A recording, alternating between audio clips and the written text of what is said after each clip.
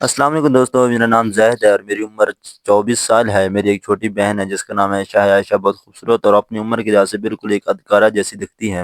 وہ صرف 21 سال کی ہے۔ یہ کہانی اس وقت کی ہے جب مجھے پتہ چلا کہ میری معصوم سی بہن اب بالغ ہو گئی۔ یہ بات 1 سال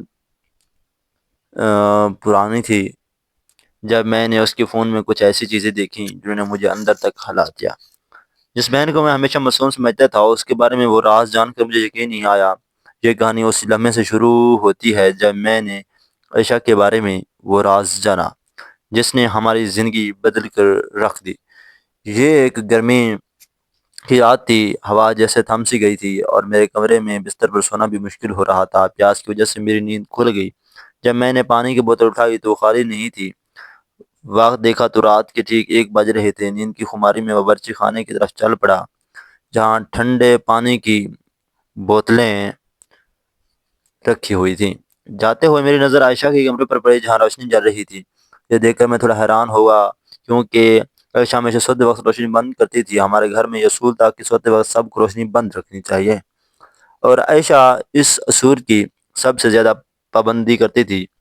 میں نے سوچا کہ شاید وہ روشنی بند کرنا بھول گئی ہو۔ پانی کی بوتل رکھتے ہوئے میں نے سوچا کہ اس کی روشنی بند کر کے اسے آرام سے سلا دوں۔ جیسے ہی میں اس کے کمرے کا دروازہ کھولنے لگا، میرے اندر ایک عجیب سی بے چینی پیدا ہوئی کہ عائشہ جاگ رہی ہوگی، وہ بس نیند میں روشنی چھوڑ کر سو گئی ہوگی۔ دروازہ کھلتے ہی جو میں نے دیکھا اس نے مجھے اندر دھکیل دیا۔ عائشہ اپنے بستر پہ بیٹھی تھی، اس کے چہرے پر ایک سنجیدگی تھی اور اپنے فون کی اسکرین میں کچھ دیکھنے میں پوری طرح مصروف تھی۔ اس وقت جب ہر کوئی گہری نیند میں تھا، عائشہ کا اس طرح جاگنا اور فون پر کچھ دکھنا عجیب لگا۔ جیسے ہی اس کی نظر مجھ پر پڑی تو اس نے فوراً فون چھپا لیا اور اس کی آنکھوں میں خوف کی ایک جھلک صاف دکھائی دی۔ اس کی یہ حرکت اتنی غیر متوقع تھی کہ میں ایک لمحے کے لیے سمجھ نہ پایا کہ کیا عائشہ جو ہمیشہ پرسکون اور مطمئن رہتی تھی، اس کے چہرے پر اس وقت پریشانی اور گھبراہٹ کی لکیریں صاف نظر آ رہی تھیں۔ میں نے دھیمی آواز میں پوچھا، عائشہ سب ٹھیک ہے؟ اتنی رات کیا جاگ رہی ہو؟ اس نے ایک جھٹکے سے جواب دیا، ہاں بس نیند نہیں آ رہی تھی۔ لیکن اس کی آواز میں جو کپاہٹ تھی اس نے میرے تجسس کو اور بڑھا دیا۔ وہ مجھ سے کچھ چھپا رہی تھی لیکن وجہ جاننے کی بے چینی میرے دل میں بڑھتی جا رہی تھی۔ میں نے سوچا کہ شاید یہ کوئی معمولی بات ہو، لیکن اس کے چہرے کی حرکتیں کچھ اور کہہ رہی تھی۔ اس نے میرے دل میں کئی سوالات کھڑے کر دیے۔ عائشہ کی اس پراسرار رویے کا آغاز کیا تھا؟ کیا وہ کسی پریشانی میں تھی؟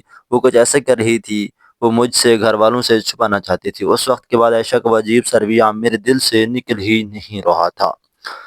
جب بھی میں اسے دیکھتا اس کی وہ گھبرائی ہوئی نظریں یاد آ جاتی تھی۔ میرے دل میں ایک سوال اٹھ رہا تھا کہ آخر وہ رات کے اندھیرے میں کیا کر رہی تھی جو اسے مجھ سے چھپانا پڑا۔ کچھ دنوں بعد جب ایک موقع ملا اور عائشہ اپنے کمرے میں نہیں تھی، میں نے اس کو فون اٹھایا۔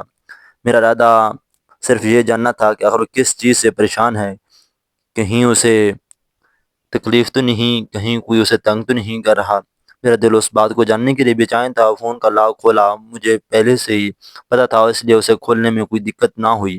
جب میں نے اس کی گہری پیغامات اور ایپس دیکھے تو کچھ خاص ہاتھ نہ لگا، سب کچھ عام سا تھا۔ کوئی ایسی چیز نہ ملی جو اس رات کی حقیقت کو سمجھا سکے۔ لیکن پھر میں نے سوچا کہ شاید اس کی انٹرنیٹ ہسٹری میں کچھ، جب میں نے اس کی براؤزر کی ہسٹری چیک کی تو جو کچھ دیکھا اس نے مجھے ہلا کر رکھ دیا۔ میری 21 سال کی پیاری بہن جو ہمیشہ معصوم اور خوشموش دکھتی تھی، اس کی براؤزر ہسٹری نے ایک مختلف کہانی سنائی۔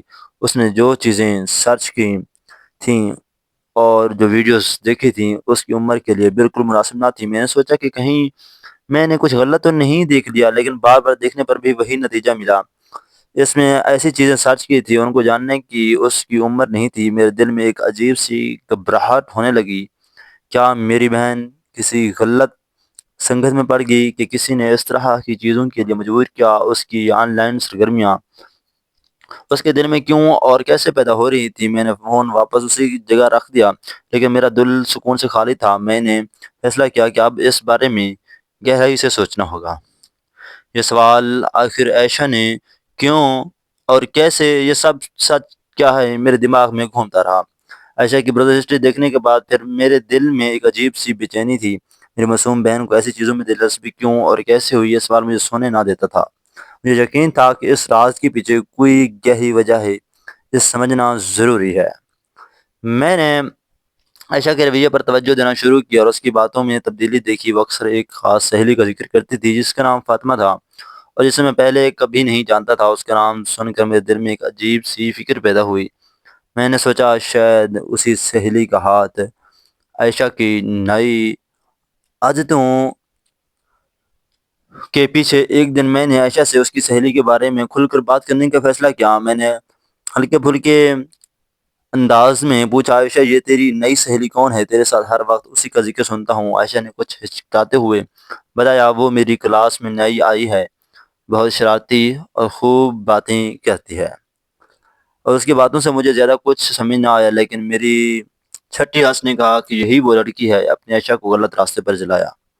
کچھ دنوں بعد میں نے عائشہ کے فون کی ہسٹری دوبارہ چیک کرنے کا سوچا، اس بار وہ اور گہرائی سے۔ اس بار مجھے کچھ اور چونکا دینے والے ثبوت ملے۔ عائشہ کی سہیلی فاطمہ نے اسے کچھ ایسی ویڈیوز دکھائی دیں جو اس کی عقل اور سمجھ سے باہر تھیں۔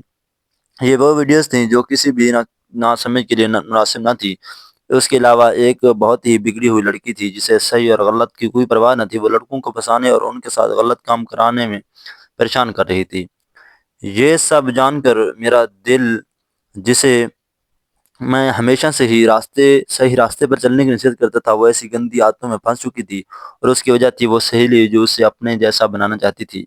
اور مجھے عائشہ کو اس دلدل سے نکالنا تھا۔ میں نے فیصلہ کیا کہ سب سے پہلے اس سہیلی عائشہ کی دوری بنانی ہوگی، پھر اپنی بہن کو سمجھداری سے سمجھانا ہوگا کہ وہ کس راہ پر چل پڑے اور اسے کیسے واپس صحیح راستے پر آنا ہے۔ میں نے عائشہ سے کھل کر بات کی، اس سے بتایا کہ وہ جس راستے پر جا رہی ہے وہ اس کے لیے نقصان دہ ہے۔ شروع میں وہ ناراض ہوئی، لیکن جب میں نے اسے پیار سے سمجھایا کہ ایسی سنگت سے دور رہے جو اسے گمراہ کر رہی ہو، تو وہ سمجھ گئی۔ وقت کے ساتھ ہمیشہ عائشہ نے فاطمہ سے دوری بنا لی۔ میں نے اسے اپنی محبت اور سمجھداری سے صحیح راستے پر لانے کی کوشش کی۔ یہ سفر آسان نہ تھا، لیکن میرا پیار اور سمجھ اس کی بھاگ بن گئی۔ آخرکار عائشہ نے اپنی غلطیوں سے سیکھا اور ہمارا رشتہ پہلے سے بھی زیادہ مضبوط ہو گیا۔ دوستو، اس کہانی سے ہمیں یہ سیکھ ملتی ہے کہ غلط سنگت کتنی تیزی سے ہمیں غلط راستے پر لے جا سکتی ہے، لیکن اگر خاندان کا سہارا اور سمجھداری ہو تو کوئی مشکل نہیں ہوتی۔ امید ہے کہ یہ کہانی آپ کو پسند آئی ہوگی۔ اگر پسند آئی ہو تو اس ویڈیو کو لائک کر دیں اور ہمارے چینل کو سبسکرائب کریں۔ اگلی کہانی میں پھر ملیں گے۔ شکریہ۔